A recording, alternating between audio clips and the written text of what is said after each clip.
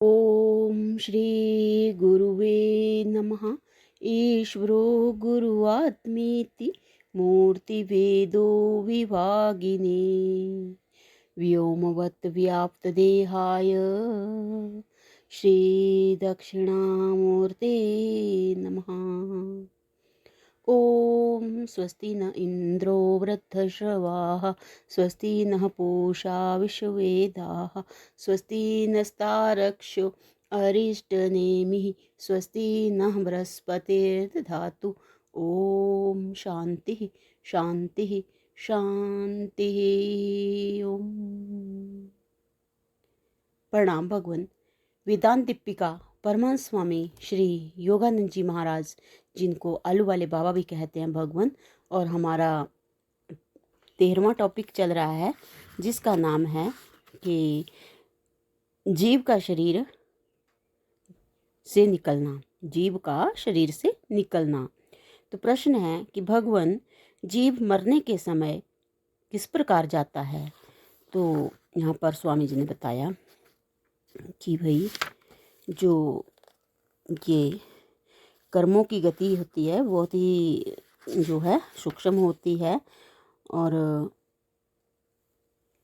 बताया कि भाई मरने वाले मनुष्य 4 प्रकार से समझो। एक होते हैं कि मोक्ष को प्राप्त होने वाले, दूसरे होते हैं देवयानन की उत्तरायण मार्ग से ब्रह्म लोक में पहुंचने वाले, और तीसरे होते हैं दक्षिण इनकी पितरायण जो मार्ग है उससे स्वर्ग लोक में जाने वाले, और चौथे होते हैं यम यातना इनकी नरक में जाने वाले। तो अब यहाँ पर स्वामी जी बता रहे हैं कि भाई जैसे एक मनुष्य बहुत वर्षों उसे एक मकान में रहता है, और किसी समय राजकोप अथवा किसी आपत्ति से जब उसको वह मकान छोड़ना पड़ता है, तब बहुत दिनों से उस मकान में रहने से उस मकान को छोड़ना उसे बुरा मालूम होता है, और नए मकान की खबर ना होने से घबराता है।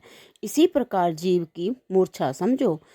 अब सोचना चाहिए कि मकान छोड़ने वाला प्रथम कौन सी वस्तु लेगा जिसको वह बहुत दामों की समझता है, अथवा जिसके ऊपर उसको विशेष प्रेम है, उसी को प्रथम लेता है और संभाल कर ले जाता है। कोई कम दाम की होते हुए भी जिन वस्तुओं की और से अधिक दाम वाली समझता है, उनको अपने भाई बांधवों को ले जाने को देता है, और तिजोरी आदि भारी वस्तुओं को मजदूरों से उठवाकर आप उनके साथ रहता है।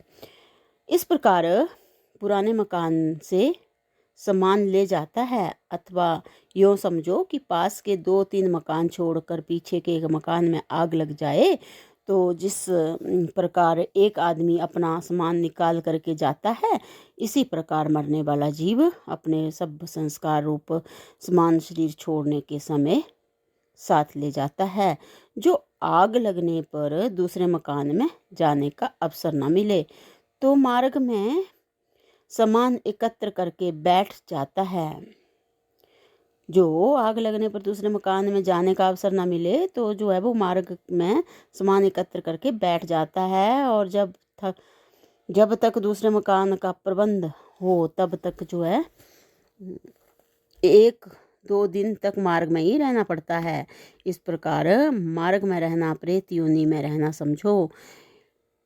अथवा यदि कोई कलकत्ते से मकान छोड़कर बम्बई जाए तो मार्ग का समय विशेष होता है, पटना जाने में इतना समय नहीं लगता।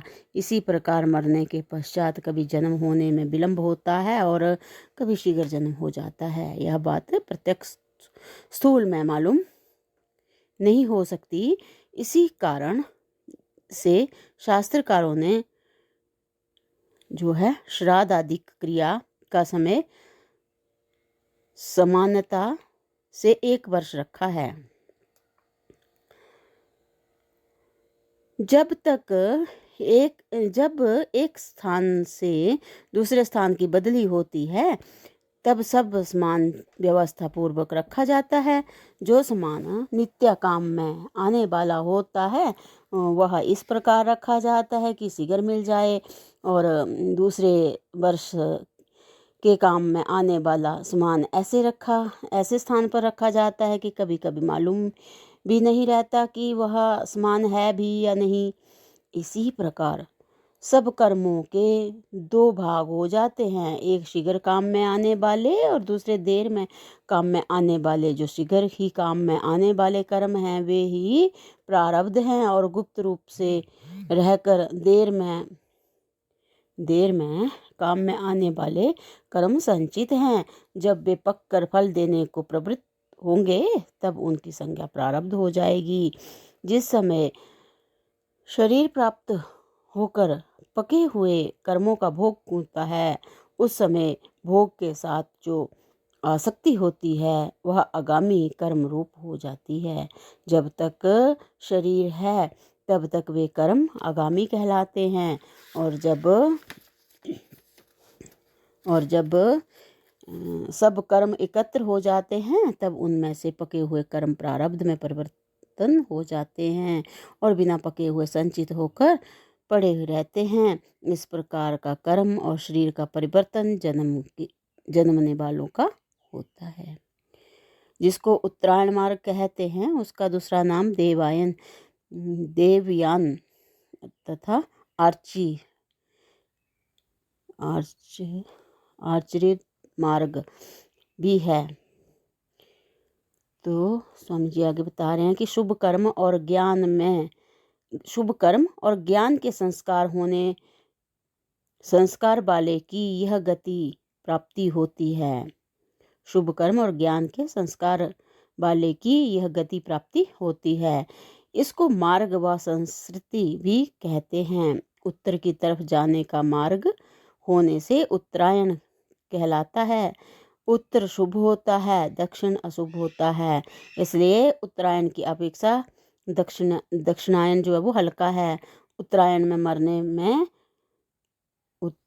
में मरने से उत्तर मार्ग को जाए यह नियम विद्वान के लिए नहीं है, यह नियम योगियों के निमित्त है। ब्रह्मलोक में ले जाने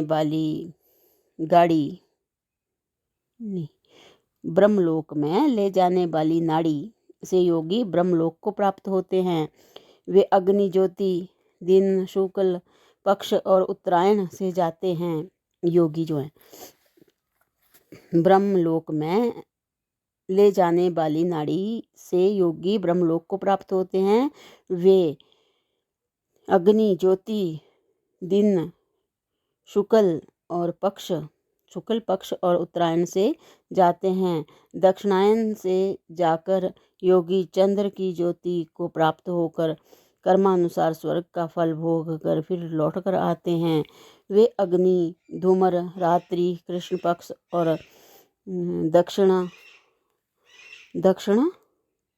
दक्षिणायन से जाते हैं।